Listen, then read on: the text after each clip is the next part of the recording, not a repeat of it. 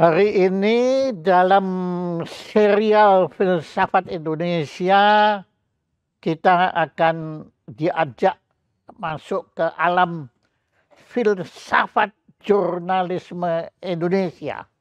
Nah, yang berhak untuk mengajak kita jelas menurut saya hanya satu-satunya, yaitu Mas Bambang Harimurti, yang bukan lagi berteori tetapi beliau sudah mengelakoni, sudah menjalani perjalanan jurnalisme Indonesia, maka beliau berhak bicara apa sebenarnya atau bagaimana sebenarnya filsafat jurnalisme Indonesia.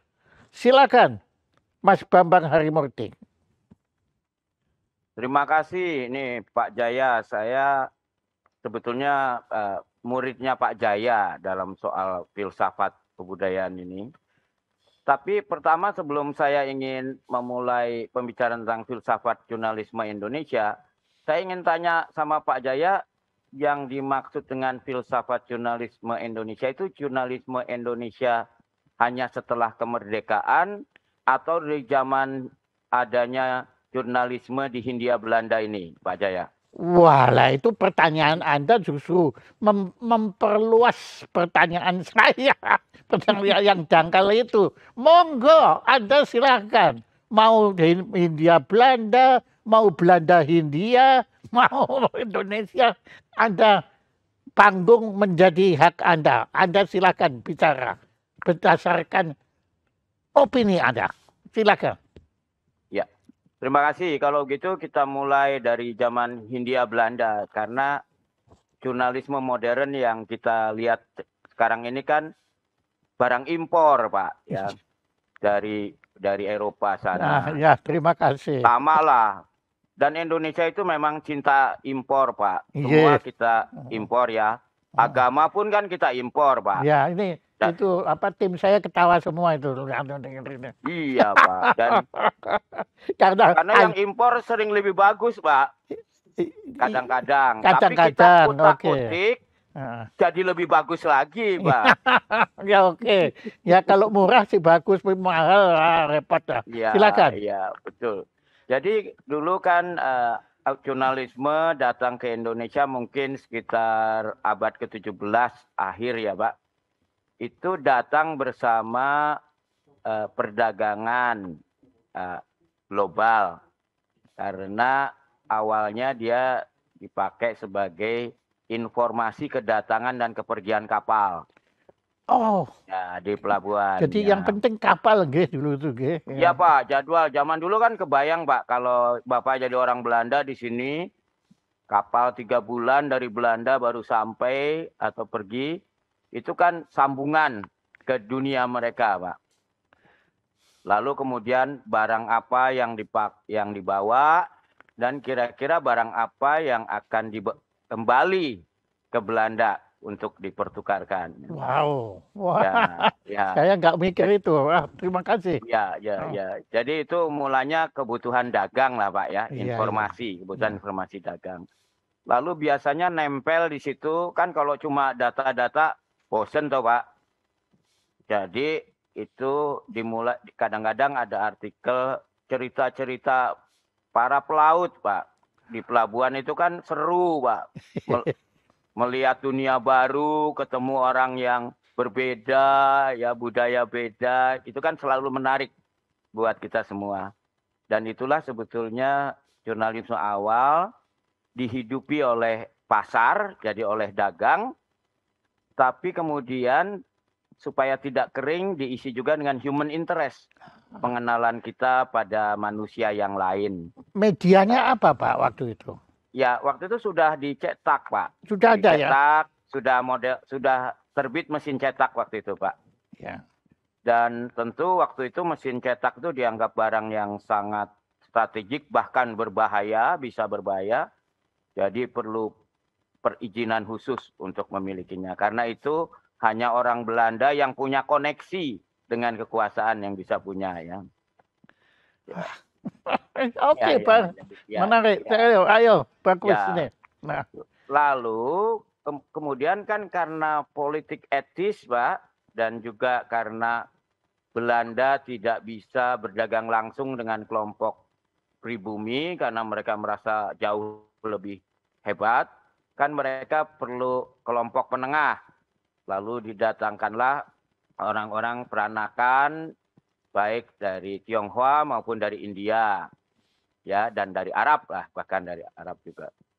Dan ketika itu jadi kan kita ada 3 kelas ini Pak di Hindia Belanda ini. Ada yang namanya orang Belanda dan kulit putih, orang timur jauh, dan orang pribumi. Nah, karena awalnya yang dianggap paling berkuasa, paling punya uang awalnya orang Belanda dan kulit putih, awalnya jurnalismenya ya jurnalisme kepentingan kelompok itu kan Pak. Tapi kan kebetulan nenek moyang Pak Jaya ini dan juga nenek moyang saya, sebagian lah enggak, itu jadi kaya raya juga kan Pak, karena menjadi perantara dagang kan. Bahkan kadang-kadang lebih kaya dari orang Belanda kan. Oh iya? Ya, Iya, dan iya. bahkan bisa menyekolahkan anaknya ke Belanda, kemana. Nah, mereka menimbulkan pasar baru buat jurnalisme modern ini. Oh. Jadi muncullah jurnalisme baik untuk keturunan Tionghoa maupun keturunan Arab ya Pak. Ya Hindia Arab lah begitu. Dan baru belakangan setelah ada politik etik, ada Budi Utomo, ada kalangan terdidik pribumi, baru ada jurnalisme yang pribumi. Oh jadi. Dan itu tentu semangatnya beda-beda ya. Oh jadi dulu itu teman-teman kita yang pribumi itu nggak punya media ya Pak ya? Nggak ada. Ya awalnya tidak punya, tapi nggak karena ada politik etika kan Pak. Yang itu kan sebetulnya, ini uniknya Pak, ini sebenarnya kan keperluan bisnis ya Pak. Iya. Jadi waktu itu kan orang mau bikin perkebunan, orang Belanda itu di mana-mana kan bikin perkebunan jadi kaya raya. Tapi terus karena di daerah tropis kan banyak buruhnya mati Pak, kena kolera, kena malaria, perlu dokter kan. Tapi menghadirkan dokter dari Belanda kan mahal sekali dan belum tentu ada banyak yang mau. Akhirnya karena kebutuhan itu dibikin sekolah dokter Jawa kan. Ya, supaya orang yang mau. Buat orang pribumi sih, jadi dokter kan naik pangkat, Pak. Jadi ya tenang. Nah, makanya tapi, semua itu masyarakat kita itu mau dulu zamannya saya itu kalau besar kamu harus jadi dokter. Iya, karena jadi dokter. Karena kalau jadi dokter itu bukan bangsawan pun bisa maju kan, Pak. Dan naik statusnya naik langsung ya. Ya, dan dapat gaji gubernur kan, gubernur. Oh. Jadi, tapi kan Pak, orang belajar dokter merasa ilmunya udah sama dokter Belanda, tapi kok gajinya jauh kan? Dibedakan ya, dan statusnya dibedakan. Nah ini dampak yang tidak dipikirkan mungkin saat itu menimbulkan pemahaman tentang nasionalisme. Jadi ujung-ujungnya duit semua Pak ya itu. Iya Pak, harusnya. Kalau kita lihat merasa ketidakadilan lah. Iya. Jadi merasa tidak adil cuma gara-gara beda kulit, kemampuan bahkan lebih baik, tapi nasib lebih buruk kan. Ya, jadi mereka mulailah mendirikan Budi Utomo, dan salah satu alat perjuangannya adalah melalui membuat penerbitan. Apa contohnya? Ya, jadi saya kira Budi Utomo itu juga membuat penerbitan ya. Yang paling terkenal tentu Mas Tirto itu ya, yang membuat Medan, Priai Medan atau beberapa koran yang menyuarakan suara pribumi. Tapi itu pun Pak terpecah karena ada lagi suara Indo. Karena orang Indo ini merasa menjadi orang Eropa tapi tidak diterima oleh Eropa, tidak mau dianggap sebagai pribumi karena merasa lebih tinggi kelasnya. Jadi terpecahlah gitu. Jadi jurnalisme kita berdasarkan kepentingannya ya. Iya. Nah, walaupun untungnya ada orang-orang kayak Pak Jaya Suprana dulu. Jadi orang Belanda yang merasa senasib seperti semua orang yang lain termasuk pribumi. Ya misalnya Multatuli Yes, gitu kan. ya. Itu kan orang kayak Pak Jaya Suprana kan, melihat manusia semua sama. Jadi memperjuangkan kesederajatan manusia. Oleh karena itu memang sejarah jurnalisme pribumi itu sebetulnya sejarah untuk memberantas apartheid ya, sejarah untuk diakui sebagai equal. Nah, di Semarang itu setahu saya ada koran namanya The Lokomotif. Oh iya. Nah itu punya Belanda atau punya pribumi atau punya ini kelompok Asia Timur? Saya rasa itu lebih kelompok Indo, Pak. Oh Indo. Iya, ngomong Indo, Pak. Kelompok Indo itu. Iya. Jadi, makanya Indo di Indonesia itu sangat dihormati dalam arti menjadi semacam status juga. Jadi kalau perempuan segala, kalau kayak laki kayak Indo itu wah dianggap itu ganteng, dianggap cantik gitu ya. Ya, memang secara fisik yang campur-campur biasanya lebih ganteng kan, Pak, atau lebih cantik. Ya. Justru menurut saya itu betulnya keadilan Tuhan. Kita disuruh bercampur, Pak. Dengan kelompoknya sendiri aja. Ya. Oke, keadilan Tuhan untuk seluruh rakyat Indonesia. Iya, Pak. Jadi sila ke-6. Oke. Ya, baik, Pak. Jadi ya kita lihat bahwa semangat jadi mau tidak mau memang jurnalisme Indonesia jadi alat perjuangan ya Pak pada awalnya. Ya, jadi Pak, dan baru setelah kita merdeka itu ada yang belum selesai kan Pak dengan proklamasi, yaitu Indonesia itu mau berideologi apa kan Pak? Nah, ada yang mau jadi Islam, ada yang mau jadi sekular, ada yang mau jadi mungkin di Indonesia Timur mau jadi negara Kristen, ada yang mau kerajaan dan sebagainya. Dan kita lihat sampai tahun 55 itu kan pertempuran ideologi. Nah, pada saat itu Bung Karno memberikan surat izin terbit itu kepada partai politik. Jadi semua media itu sebetulnya menjadi alat perjuangan partai politik masing-masing. Misalnya Merdeka itu punya PNI, ya kemudian NU punya apa itu namanya, PSI punya korannya Miftah Lubis itu apa namanya, dan kemudian Partai Komunis punya Seluruh Indonesia, lalu semua partai. Kompas waktu itu sebetulnya Partai Katolik, namanya Partai Katolik. Ya. Tempo belum ada. Tempo belum ada, Pak. Jadi lalu ya jadi itu menjadi adu pendapat lah. Jadi jurnalisme kita adalah jurnalisme mencari ideologi. Wah, keren. Wah, bagus. Iya, Pak. Oke, terus bagus. Lalu akhirnya kan ketika kemudian terjadi dekret karena Presiden Bung Karno didukung oleh TNI mengambil alih pemerintahan karena dianggap gagal itu konstituante melahirkan undang-undang baru, karena kan ceritanya Undang-Undang Dasar 45 itu dulu rencananya undang-undang sementara aja, Pak, sampai merdeka.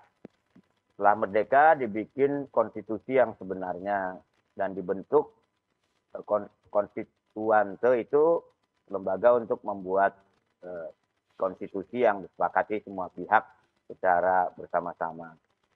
Tapi pada 5 Juli 1959 dianggap gagal nih konstituante, akhirnya Bung Karno memutuskan didukung tentara, ya udah kembali ke Undang-Undang Dasar 45, lalu ideologinya Pancasila. Dan koran-koran dari partai yang dianggap tidak setuju dengan putusan itu diberangus. Ya. Mulai pemberedelan mulai. Ya. Sebetulnya di era sebelumnya juga sudah mulai pemberedelan, Pak, tapi lebih banyak soal security. Jadi karena waktu itu kan banyak pemberontakan kan, Pak. Iya. Permesta, biasanya alasan keamanan diberedel oleh tentara ya. Tapi tentara zaman itu juga kualitasnya terhadap kritik itu sebetulnya lebih terbuka dibanding sekarang ya Pak. Oh ya? Iya. Kok karena kalau kita Anda lihat, bisa menyatakan itu ukurannya apa? jadi saya lihat ini Pak, jadi koran Indonesia Raya punya PSI itu misalnya kan, itu sangat kritis Pak terhadap militer. Tapi tidak hanya pada militer, pada siapapun. Tapi yang utamanya sangat kritis pada komunis. Nah, sehingga tentara tuh membantu Pak koran Indonesia Raya dengan kertas dan dana. Karena bagi mereka, ya mereka tuh mungkin generasinya Jenderal Nasution ya. Duh, mereka kok kan bisa orang-orang terpelajar ya. punya kertas dan dana itu dari mana? Ya namanya tentara Pak. Dia punya anggaran, dia sumbangkan sebagian bantu. Iya. Karena dianggap itu bagian dari upaya keamanan juga gitu loh. Bahwa harus punya teman di pers. Tapi mereka juga tahu bahwa pers itu pasti ngeritik, termasuk ngeritik mereka juga. Nah, jadi menurut saya budaya kritik pada saat itu dianggap biasa gitu Pak, bukan apa? Ya, bukan dalam arti kritik yang memang kritik ya, bukan tidak ditafsirkan sebagai makar jadi, gitu kan. Mereka tahu membedakan antara kritik dan fitnah gitu. Mereka tahu membedakan, sehingga tidak kebiah-uyah mereka yang kritis langsung dianggap musuh gitu, enggak. Iya. Wah, keren ya. Keren zaman itu Pak. Dan mungkin juga karena waktu itu kan kayak Mohtar Lubis kan dia bekas pejuang juga Pak. Jadi ke tentara juga punya kredibilitas kan. Nggak cuma kamu dulu yang tempur lawan Belanda, lawan Jepang gitu kan.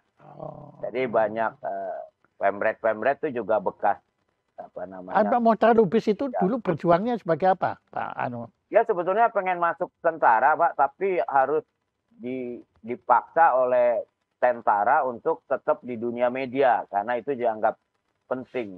Oh, jadi beliau sudah dikenal dan sudah dihormati oleh tentara waktu itu. Iya, sangat dihormati Pak. Dan memang padahal kan orangnya tinggi besar, cocok sebenarnya buat tentara itu. Tapi para jenderal bilang kamu lebih bermanfaat buat kami pakai pena daripada pakai bedil.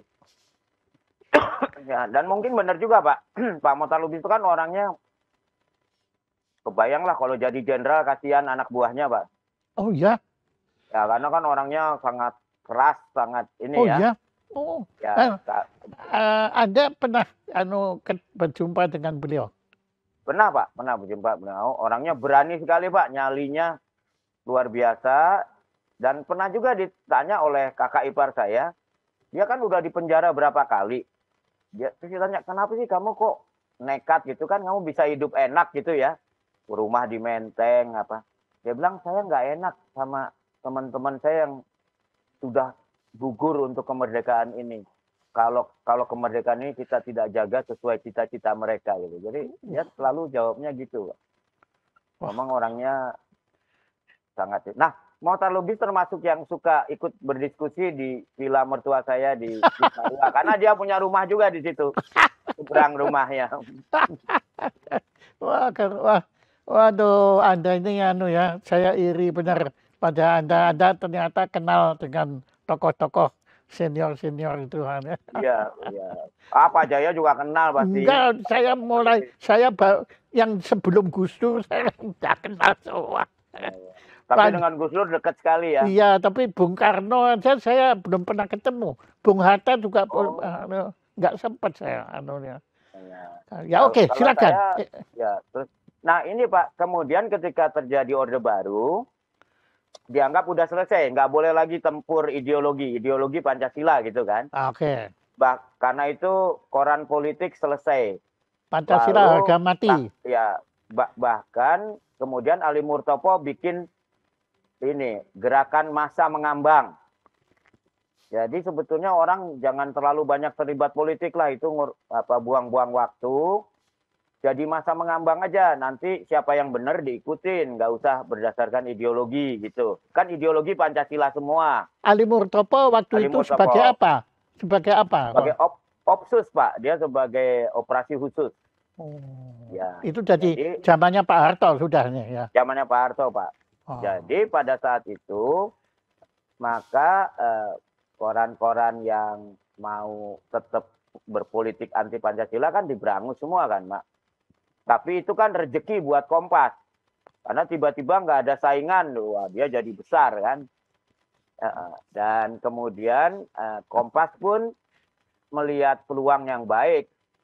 Oke, kalau gitu nggak usah ikut Partai Katolik lagi, tapi menjadi intelektual kan gitu. Depolitisasi. Oyong PK juga setuju dan Pak almarhum Pak Yakob. Nah pada saat itu Pak lahirlah Tempo, di mana industri media bukan lagi sebagai alat politik, tapi sebagai industri. Yes.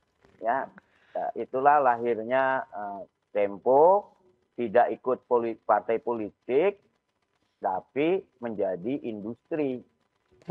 Menjadi produk industri. Ya. Dan ikut politik masa mengambang. Jadi tidak ikut partai kemana-mana. Ya pokoknya yang dianggap benar, toh ideologinya semua sama. Tidak mempertanyakan lagi ideologi Pancasila, tapi mungkin mengkritik penerapannya di masyarakat. Dan itu terjadi, Pak. Jadi pada saat itu disebutnya, karena disebutnya ekonomi pembangunan, kan berubah, Pak. Kalau tadinya zaman Bung Karno itu politik adalah panglima, di zaman Pak Harto itu kan panglimanya ekonomi. Jadi kalau menurut saya legasi Bung Karno adalah menyelesaikan konflik ideologi menjadi komprominya ideologi Pancasila, tapi beliau kurang memperhatikan ekonominya semrawut. Masuk Soeharto, dia fokus ke ekonomi, ya dianggap masalah ideologi udah selesai, yaitu ideologi Pancasila. Maka persaingan media juga jadi persaingan ekonomi, Pak.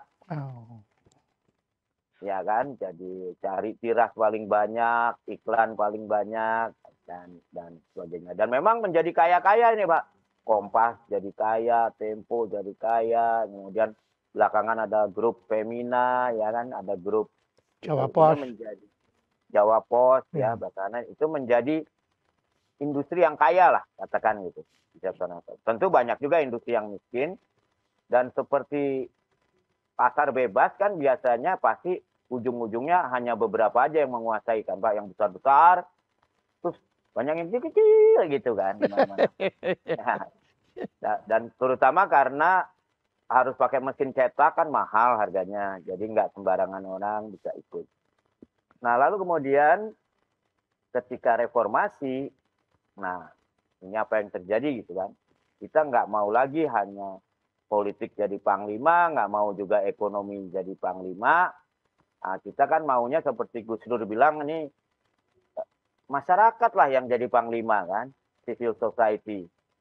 Karena kan kalau politik bilangnya kapitalis apa sosialis gitu, atau apa, kalau antara pasar atau state kan gitu, negara, pemerintah yang pegang. Nah kalau alirannya Gus Dur nih setahu saya kan sama seperti aliran the third way itu kan. Loh, pasar sama state itu kan untuk kemaslahatan masyarakat. Iya. Jadi harusnya kemaslahatan masyarakat yang jadi panglima. Pasar dan state menyesuaikan diri supaya menjadi penunjang dari kemaslahatan masyarakat. Maka jurnalismenya juga ikut seperti itu, Pak. Karena katanya kan jurnalisme itu adalah cermin masyarakatnya. Oleh karena itu muncul sekarang jurnalisme yang sebetulnya lebih kepada mendengar kebanan aspirasi masyarakat. Dan karena era digital jumlahnya sekarang banyak, Pak. Yang namanya media online itu terakhir 5 tahun lalu dihitung oleh Dewan Pers Indonesia sudah lebih dari 43.000. Sekarang mungkin sudah lebih dari 50.000. Emang kecil-kecil, Pak. Tapi itu kan menyuarakan masyarakat lokal jadi lebih tersuarakan, Mas. Kalau dulu kan halaman Kompas terbatas, halaman Tempo terbatas, nggak mungkin menampung ratusan ini dari berbagai aspirasi lokal ini. Sekarang kalau Pak Jaya kemana-mana, pasti ada media online lokal Ya. yang menyampaikan aspirasi lokal, walaupun kecil-kecil ya. Jadi kita seperti ini Pak, kalau di cerita dongeng itu Pak, Gulliver dan Lilliput gitu. Jadi ada beberapa Gulliver tapi Lilliputnya banyak benar Iya, gitu. iya, iya, iya. Wah, Anda pinter kayak menggunakan Jonathan Swift untuk Iya. Nah, pertanyaan saya, sekarang ini Gullivernya ngapain, Pak? Dengan banyak diliputnya ini ngapain Gullivernya? Nah, ini Pak, ternyata karena di era informasi itu jadi penting, jadi akhirnya siapapun yang ingin punya pengaruh, punya kekuasaan kan ingin menguasai media, Pak. Nah, kalau dulu mereka dengan menguasai frekuensi radio, televisi, dan juga yang media yang besar-besar, di era digital ini mereka kan bisa juga menyewa buzzer gitu, memanfaatkan medsos ya Pak. Sehingga sekarang itu ada lapangan baru di mana jurnalisme sebagai profesi yang tradisional disaingi oleh orang-orang yang mungkin tidak punya pendidikan jurnalistik, bahkan mungkin tidak tahu dan tidak terlalu peduli jurnalistik itu seperti apa, tapi ingin mengekspresikan apa pendapatnya atau apapun yang dia ingin ekspresikan melalui media sosialnya kan Pak. Dan masyarakat belum terlalu bisa membedakan mana yang produk yang sudah dikurasi, mana produk yang tidak dikurasi. Ya, atau produk Kita yang masih learning period lah, masih learning period. ya, ya, ya, ya, ya, ya. Nah, di sini menurut pengamatan Anda, apakah ada pengaruh Lilliput ini terhadap Gulliver? Saya kira sangat besar Pak pengaruhnya. Seperti di cerita Gulliver itu kan kadang-kadang kalau Lilliputnya bersatu, Gullivernya bisa diikat kan Pak. Kadang-kadangnya. Dan kita tuh masalahnya ada Gulliver yang sangat besar dari luar Indonesia Pak. Ouch. Yaitu namanya Google dan Facebook. Oh. Nah, itu 70-an% iklan digital dimanapun termasuk di Indonesia itu diambil mereka, Pak. Begitu ya? Ya, jadi dan mereka itu mungkin seperti VOC dulu Pak ya, datang ke Indonesia. Jadi mereka ambil bisnisnya dengan cara bikin kerjasama dengan mungkin saat itu hampir 300 kerajaan kecil di Indonesia ya. Dan kalau perlu kerajaan kecilnya diadu domba gitu kan Pak. Supaya mereka bisa dapat. Yang dicari kan rempah Pak. Iya.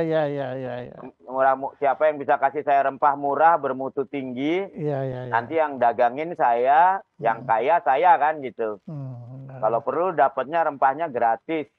Ya, dan uniknya Pak, itu yang namanya media nasional yang itu ternyata perilakunya sama seperti kerajaan-kerajaan kecil zaman dulu. Mau aja diadu domba dan dimanfaatkan itu. Iya. Betul Pak, kalau itu Anda benar sekali. Dan kalau kita tadi sebelum kita mulai ngobrol ini kan bicara tentang barang import kan. Itu Iya, barang import bisa masuk ke sini juga karena orang Indonesia sendiri yang mau menjadi agennya, ya, betul, Pak. Iya, itu Iya, jadi drop shippernya istilahnya itu, iya, Pak. makelarnya kan, Iya. yang dapat komisi Jadi, kan. Kita sangat menguntungkan UKM di RRT sana, Pak. Nah, itu dia. Oke, kita kembali lagi sekarang ke Gulliver dan Lilliput tadi. Itu saya tertarik sekali itu sebenarnya. Analogi Anda menarik sekali. Silakan. Ya, jadi Pak, saya sekarang sudah cukup lama berusaha mengumpulkan para Lilliput ini, termasuk juga Gulliver, itu supaya kita ini punya kepentingan bersama. Kalau zaman dulu aja Mbah Uyut kita bisa bersatu bikin GKBI, Gabungan Koperasi Batik Indonesia kan? Ya. Karena mereka kan dulu kain morinya kan impor, Pak. Ya kan? Kalau dia belinya sendiri-sendiri dihargain mahal kan, Pak, morinya. Iya. Tapi kalau sama-sama kan posisi tawarnya bagus, bisa belinya morinya murah. Nanti kita bersaingnya bukan di kain morinya, tapi produk batik yang karya kita kan gitu, Pak. Oke. Jadi saya juga berusaha supaya kita jangan berkompetisi di platform, tapi di konten. Jadi kalau bisa kita punya platform bersama, supaya nanti kita bisa ngomong sama Google. Kita share-nya lebih baik lah. Jangan terlalu menguntungkan, jangan eksploitatif lah. Dan ini kita tahu kita nggak bisa sendirian, Pak. Melawan VOC itu nggak bisa sendirian. Saya juga baru pulang dari London bersama teman-teman yang lain dari media nasional. Kita juga ingin berkoalisi dengan Inggris dan Eropa. Karena kebetulan kalau dulu VOC dari Belanda, sekarang itu kan kalau Google dan Facebook dari Amerika, Pak. Jadi negara-negara Eropa juga mengalami nasib yang sama seperti kita, Pak. Nah, orang yang nasibnya sama kan bisa bersatu. Iya. Yang musuh jadi teman gitu kan. Iya, Pak, untuk ngadepin itu. Mungkin seperti dulu pernah juga kan kita mengadu domba antara Inggris dan Belanda gitu. Iya. Ya. Oke, nah terus gimana? Kelihatannya usaha Anda bagaimana setelah Anda pulang dari London ini? Ya, saya kira ada kemajuan, tapi masih cukup memerlukan waktu lah, Pak. Kita dapat. Dan saya kira kan Google dan Facebook sendiri juga pasti mereka tahu kan bahwa ini ada gerakan-gerakan. Mereka pasti juga melakukan langkah-langkah mereka juga kan. Iya, Pak. Bahkan sekarang itu kan kami sudah menyiapkan satu perpres ya, Pak. Setelah kita lihat, bandingkan apa yang dilakukan Eropa, dilakukan Inggris, Jerman, dilakukan Thailand, Jerman. Akhirnya kita sepakat ada satu perpres yang mau diluncurkan sebelum Hari Pers Nasional Februari tahun depan. Draftnya sudah selesai, tapi ya sekarang dilawan oleh Google dan Facebook dan kawan-kawannya. Nah, jadi cara mereka ngelawan bagaimana, Pak? Mereka seperti VOC dulu, Pak. Jadi ada juga media-media nasional dikasih proyek-proyek dikit, kasih hibah sedikit. Iya. LSM juga ya. Iya, pintar ya. Pintar, dan alasannya ini kan menghambat kemerdekaan berekspresi dan kita kan nggak mungkin, Pak, menghambat kemerdekaan berekspresi. Kita nggak mungkin lah bikin perpres seperti itu. Tapi ya. Nah sekarang saya baru tahu, Pak, setiap hari saya kalau buka komputer itu selalu yang keluar yang saya pilih dulu Google-nya. Ya, dan betul. Dari Google baru saya cari Tempo, cari Kompas. Ya, tapi saya cari Google. Kenapa, Pak? Kok melakukan itu kenapa? Padahal saya nggak ngerti tentang imperialisme informasi ini. Saya belum ngerti. Gulliver, Lilliput juga baru hari ini saya ngerti. Nah, kenapa kok saya secara instinktif langsung yang saya cari Google? Pakai Mbah Google lah. Ya, betul, Pak. Ya, itu kan kehebatan mereka marketing, Mbak. Ingat nggak dulu kita kalau bilang kamera Kodak, Pak. Walaupun mereknya Rolleiflex atau mereknya Canon, kita bilangnya Kodak kan, Pak. Oke. Karena kekuatan marketing mereka yang luar biasa ya. Dulu kita sebut kalau orang di kampung-kampung tuh bilang pompa air itu pakai nasional. Iya. Ya kan? Karena itu kekuatan marketing mereka yang luar biasa, brandingnya, Pak.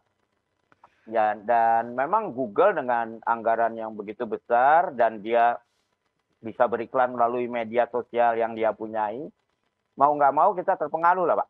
Nah, daya tapi apakah umpama ada Tempo nggak ada upaya mau bikin Google-nya Tempo sendiri gitu? Ya saya kira ini mesti levelnya negara Pak minimum, karena orang perusahaan terbesar di Indonesia pun berat ya Pak. Saya lihat aja itu Gojek aja ya. Gojek itu kan kaya raya Pak. Tapi dia untuk membuat app-nya kan terpaksa harus beli 2 perusahaan Bangladesh untuk untuk memastikan app-nya jalan dengan baik gitu ya. Kalau kita pikir-pikir kan Bluebird tuh kan cukup besar Pak. Tapi kalau kita pakai app-nya Bluebird kan pasti nggak sebaik pakai app-nya Gojek itu misalnya.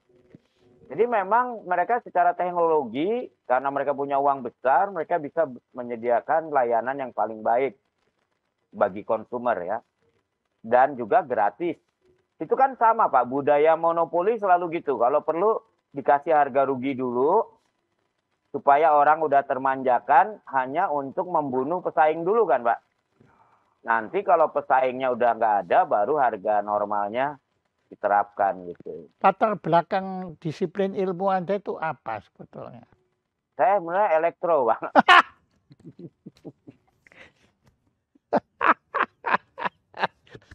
Saya pikir Anda tuh saingannya Rizal Ramli atau saingannya kayak Kianggi, ekonom karena dari tadi Anda bicara tentang ekonomi.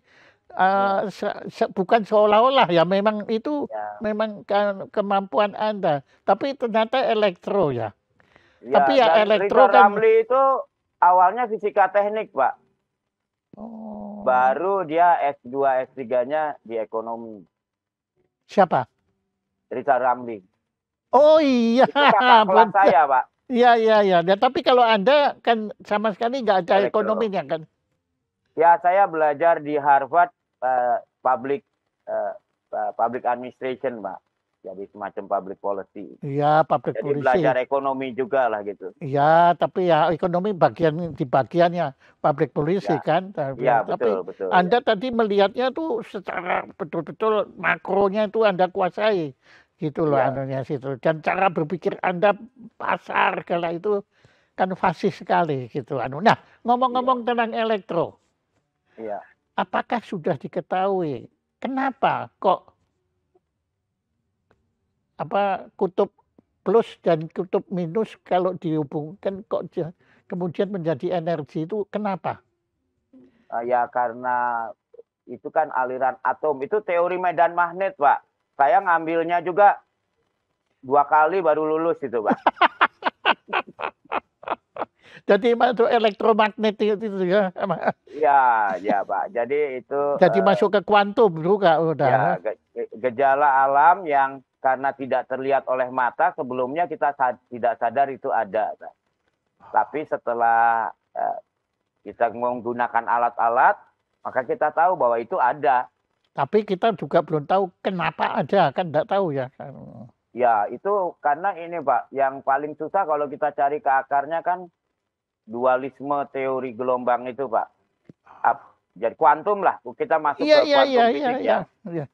Karena masuk ke dalam bagaimana gelombang itu pada satu saat bisa kita lihat sebagai satu yang gelombang yang continuous, tapi sebagai cahaya kita lihat sebagai discrete. Itu kan 2 hal yang bertentangan. Nah, paradoks. Nah, paradoks ya kan. Nah sekarang Bapak lihat lagi yang menang ini Nobel Fisik terbaru yang dia bilang tentang belitan itu ya, bahwa kita di salah satu ujung dari universe ke ujung yang lain, kita mungkin nggak bisa tahu kondisi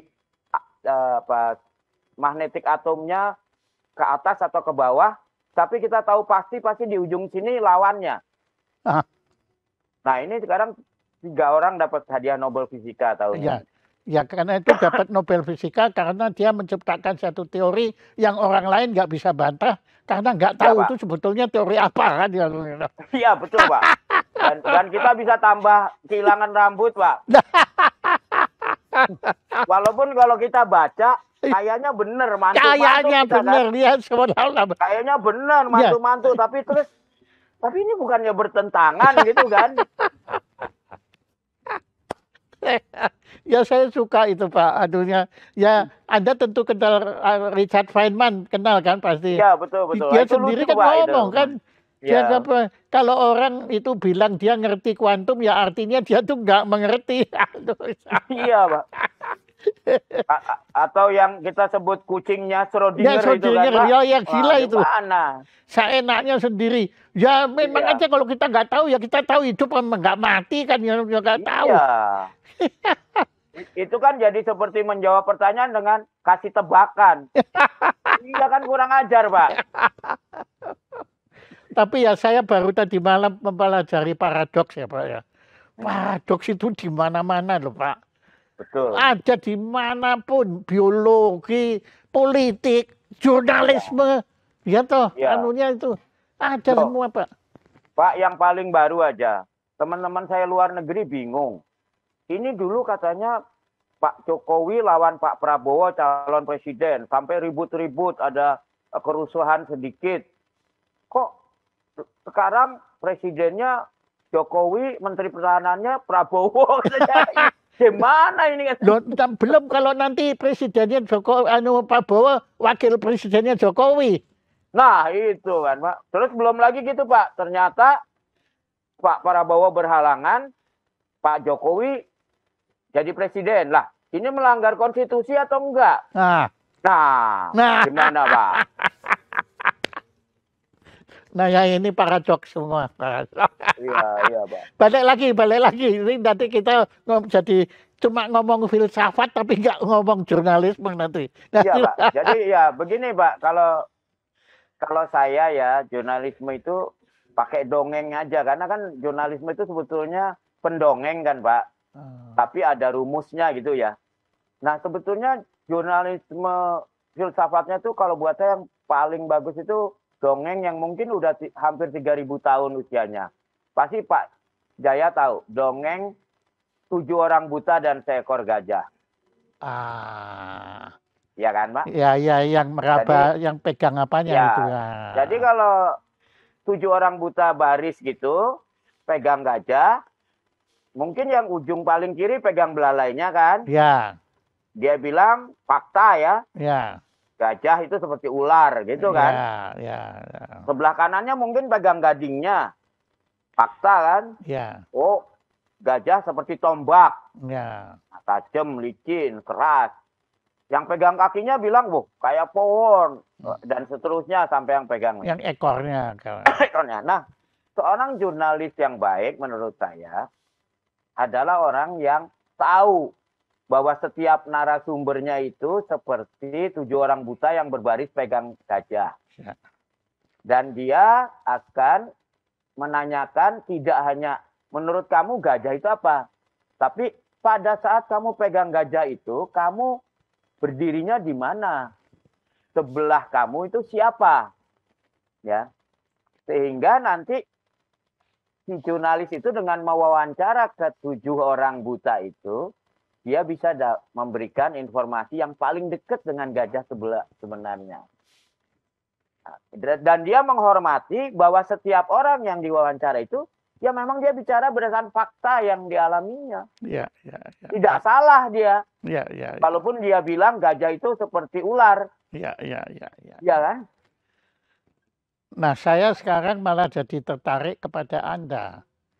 Anda sekolah elektro. Kenapa kok Anda sekarang menjadi begawan jurnalisme? Ya sebetulnya nggak sengaja Pak jadi wartawan. Jadi pada saat menjelang akhir studi saya, ayah saya kena kanker. Dan dokter bilang ya mungkin 6 bulan sampai tahun. Saya pikir waduh, ini saya belum lulus, ayah saya udah meninggal, jadi saya harus cari kerja. Dilalah saya lagi antar teman saya pergi ke toko kue di Bandung, parkir di depan kantor Tempo cabang Bandung. Di situ ada poster dicari calon wartawan. waktu itu masih sarjana muda ya, saya udah sarjana muda. Terus saya pikir, wah kalau jadi wartawan waktunya bisa disambi gitu kan. Waktu itu zamannya Fikri Jufri masih? Iya, masih Gunawan Muhammad waktu itu. Ya. Jadi akhirnya saya ikut tes. Tapi ternyata untuk di Jakarta. Jadi saya tanya, waduh, saya harus di Bandung, nggak apa-apa katanya. Ikut aja terus. Nah, saya lulus tes. Lalu satu hari saya ditelepon, ditanya, ini Anda diterima, bisa masuk hari ini. Saya bilang, aduh, saya boleh nggak besok aja, nggak hari ini. Kenapa? Hari ini saya menguburkan ayah saya dulu. Jadi saya kuburan ayah saya kerja, akhirnya dengan gaji dari Tempo itu, bulan itu saya udah pastikan adik saya yang masih kuliah di Bandung bisa dikirim uang, saya ada sisa, terus waktu itu lumayan ya, bekerja di Tempo itu, kalau sebagai calon reporter kan dibayar per laporan ya Pak. Jadi dikasih uang saku, terus terlepas. Jadi saya kerja keras, jadi saya bisa hidup diri saya dari uang transport, nah, nanti kemudian sisanya saya kasih ibu saya aja gitu. Jadi alasannya ekonomi. Ekonomi Pak. Iya. Jadi, tapi terus saya senang Pak ternyata. Iya. Saya menemukan passion saya di situ ternyata. Ya, jadi ya. Jadi kalau itu ya saya percaya takdir ya, jadi ya memang. Ya betul. Sebab dulu saya nggak percaya takdir, tapi ternyata takdir saya adalah tidak percaya takdir. Ya sudah, saya percaya aja udah. Dan kalau saya Pak nggak berani nggak percaya takdir karena dia mertua saya Pak. Loh, Anda itu menantunya Takdir Ali Syahbana. Betul Pak. Ya. Jadi Anda juga iparnya Haryono Karto Hadiprojo. Betul Pak, betul. Itu juga orang gila loh Pak itu. Iya Pak, orang perkapalan Pak. Iya, betul ya. Orang perkapalan yang menggulingkan 3 presiden dia itu. Betul Pak. Saya bilang, nah ini yang ini kok tidak digulingkan. Dia nggak mau katanya main golf aja. Waduh, oh Anda tuh menantunya Sultan Takdir Ali siapa? Ya, betul. Ya. Waduh, nah kok bisa? Nah, kok takdir Anda bisa menjadi menantunya takdir. Nah ini takdirnya gimana? Gini Pak, itu ceritanya lucu. Itu kayak cerita kalau anak sekarang bilang rezeki anak soleh gitu ya Pak. Ya oke. Ya. Jadi waktu saya masuk ITB, saya tuh jadi relawan untuk mahasiswa-mahasiswa di Bandung yang buta. Yang buta, jadi tidak bisa melihat di Wiyataguna. Nah, kemudian di Wiyataguna kita membacakan Pak, jadi buku-buku apa untuk yang buta, ya terus antar-antar gitu kemana gitu. Nah satu hari salah satu mahasiswa IKIP yang buta itu bilang, saya bisa minta tolong nggak apa? Ini saya pinjem buku dari relawan yang lain, harus saya kembaliin, tolong anterin. Ya udah, saya bilang oke, saya anterin. Nah ternyata itu yang saya anterin bukunya itu anaknya Pak Takdir dan di jurusan elektro juga, jadi kita kenalan sebagai sesama relawan lah. Terus kita jadi teman gitu Pak. Itu istri Anda? Iya, istri saya. Kalau dia malah PhD-nya di bidang elektro Pak. Oh, tetap dia tetap di elektro. Di elektro ya. Yang tersesat cuma saya jadi Pak. Untung jurnalis. Nah, Anda pernah juga berdiskusi dengan mertua Anda? Oh sering Pak dulu, sering.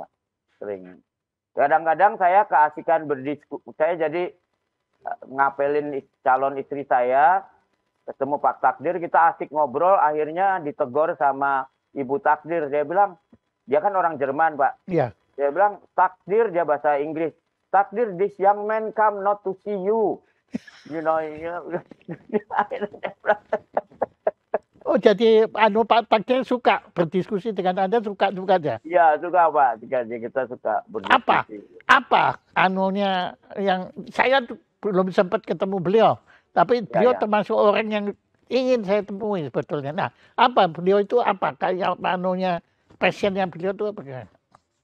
Dia tuh passionnya tuh ini Pak, menarik. Dia tuh menganggap bahwa manusia itu punya apa ya kemampuan yang berbeda-beda kan. Tidak hanya akademis otak, tapi ada values solidaritas, ada values ekonomi, ada values mungkin kalau orang Lemhanas bilangnya Ipolektos Bud Hankam gitu ya. Iya, oke. Ya kayak gitu. Dan menurut dia itu harus seimbang semua values itu. Nah, sekarang itu dia anggap ekonomi itu terlalu jadi panglima.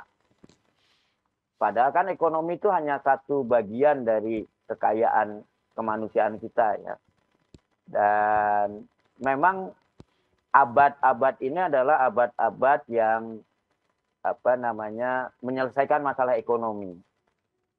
Mungkin abad informasi ini akan menyelesaikan masalah ekonomi, sehingga mungkin nanti kita nggak terlalu peduli soal ekonomi kalau semua orang udah cukup sandang pangan papannya kan Pak. Iya. Kan hanya 2% kira-kira orang yang pengen jadi entrepreneur. Yang lain kan ada yang mau jadi pemain bola, mau pemusik, mau jadi rektor muri, ya kan, dan sebagainya gitu. Jadi sesuai dengan panggilan hatinya. Dan yang kedua Pak, saya kira Pak Takdir sangat terpengaruh pada Karl Jasper ya, dengan teori aksial era itu, bahwa munculnya agama-agama Abrahamik sekarang itu yang percaya pada Tuhan yang goib, itu diakibatkan pada satu saat ketemu orang bisa menjinakkan kuda sebagai alat transport. Sehingga daya jangkau manusia yang tadinya hanya sekitar 10 kilo, tiba-tiba jadi ratusan kilo, tiba-tiba lihat, wah Tuhan lokal saya ini, pohon yang paling besar ini, ternyata ada pohon yang lebih besar. Nah, jadi pasti nggak mungkin ini Tuhan Maha Kuasanya yang Tuhan lokal saya. Nah, hingga kemudian itu melahirkan Tuhan-Tuhan yang gaib, baik ajaran Buddhism atau ajaran di Yahudi dan ajaran-ajaran lain gitu ya. Kejawen. Ya, jadi ajaran yang lebih spiritual sifatnya. Oke.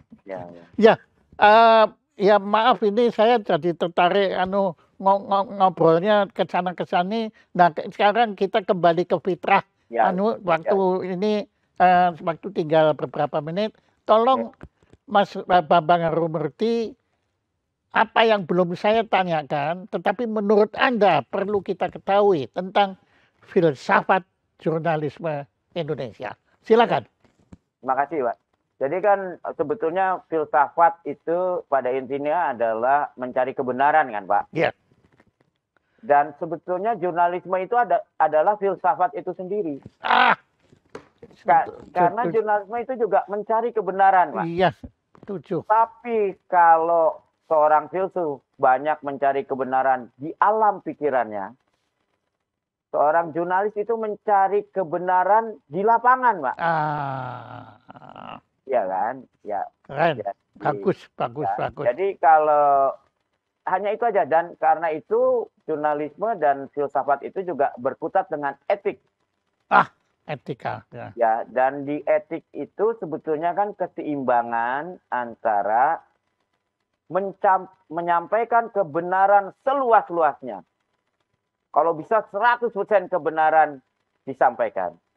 Tapi di lain pihak kita juga sangat sadar bahwa ada juga kebenaran yang paling tidak dampak temporer atau dampak waktu singkatnya itu bisa merugikan. Ya kan? Makanya ada konsep white lie kan. Nah, oleh karena itu kode etik jurnalisme pada dasarnya adalah menyampaikan kebenaran semaksimal mungkin, tapi meminimalkan daya rusaknya seminimal mungkin. Waduh, keren banget Anda ini. Ya, Pak. Wah, itu bagus sekali dalam kalimat yang singkat Anda menurut, dan itu saya perhatikan itu dalam sejarah pers Amerika Serikat. Yaitu kalau bicara kebebasan kan asalnya dari mereka kan. Nah, betul. tetapi pada waktu Perang Dunia Kedua itu Jepang kan pernah kirim itu bom balon yang ada bom ke daerah Los Angeles itu. Dan itu berhasil loh Pak, banyak yang mati. Tetapi pers Amerika tidak mau memberitakan. Sampai kemudian yang Jepang pikir, wah kok nggak ada beritanya, kalau gitu ini percuma, dihentikan Pak. Nah itu saya belajar tadi itu tentang yang Anda utarakan, bahwa kebenaran itu ada potensi merusak juga. Iya betul Pak. Tapi Pak, biasanya potensi merusaknya itu hanya masalah temporer. Iya, temporer seperti kan yang seperti yang ketika Jepang itu kan kalau sekarang diberitakan nggak ada masalah. Iya, temporer. Ya, kontekstual. Iya, betul. Jadi jangan dijadikan konsep tapi konteks itu aneh. Ya, karena itu sulit untuk dijadikan hukum, Pak, tapi tetap di dalam kode etik. Iya. Tata krama. Wah. Jadi ternyata ya saya waktu minta Anda bicara itu sebetulnya saya juga seperti wah ini saya kok seperti menjebak Pak Bambang Harimurti bicara sesuatu yang sebetulnya nggak ada gitu ya tapi ternyata dugaan saya keliru ya tapi nggak apa-apa kan saya kan keliru molok jadi boleh kalau keliru kayak boleh Pak bahkan saya ingin bertanya sama Pak Jaya satu hal bisa nggak Pak Jaya membedakan jurnalis dan agamawan? Bedanya apa? Samanya apa? Ini pertanyaannya ini kok berbahaya kali ya. Lebih baik saya nggak jawab, saya minta aja Anda yang jawab ini. Ini Pak kejadian sebenarnya ketika saya diundang di Siprus oleh Aliansi untuk Peradaban. Waktu itu ada kumpulan macam-macam termasuk agamawan dan jurnalis dari seluruh dunia. Tadinya saya pikir kita akan bertempur barat dan timur. Ternyata yang bertempur itu para wartawan dan agamawan. Lah, saya jadi bingung. Akhirnya saya diminta ngomong, kenapa? Jadi saya bilang gini, Pak, wartawan dan agamawan atau jurnalis dan agamawan itu punya kesamaan yang sangat kuat. Yaitu sama-sama ingin menyebarluaskan kebenaran yang diyakininya. Oke. Ya kan, benar. Tapi masalahnya kita punya satu perbedaan juga yang sangat ekstrim. Yaitu agamawan yakin bahwa dia sudah mendapatkan kebenaran yang sebenarnya. Kalau wartawan yakin belum berhasil mendapatkan kebenaran yang sebenarnya masih mencari terus. Oke. Karena kebenaran yang dipegang hari ini mungkin besok udah kadaluarsa. Ya. Sehingga akhirnya itu yang membuat kita bertentangan. Makanya saya bilang, kalau ada wartawan yang merasa yakin 100% kebenarannya, saya bilang, kamu itu sudah berhenti jadi wartawan, kamu jadi agamawan. Ya kan? Tapi kalau ada agamawan yang tidak yakin dengan kebenaran yang dia bilang, kamu belum jadi agamawan, masih wartawan. Itu, Pak. Aduh, ini absurdium deduktio. Filmologis, Pak. Terima kasih Pak Anu atas pencerahan yang ya sebetulnya nggak cerah-cerah amat, tapi ya rasanya cermas juga. Aduh, ya bagus sekali. Karena sebetulnya belum ada Pak yang bicara tentang, atau mikir aja belum ada. Jadi kelihatannya Anda dengan apa yang Anda bisa loh menulis satu buku tentang filsafat jurnalisme Indonesia. Oh ya, terima kasih Pak. Ya itu ya, saya pasti akan yang pertama beli Pak nanti. Terima kasih.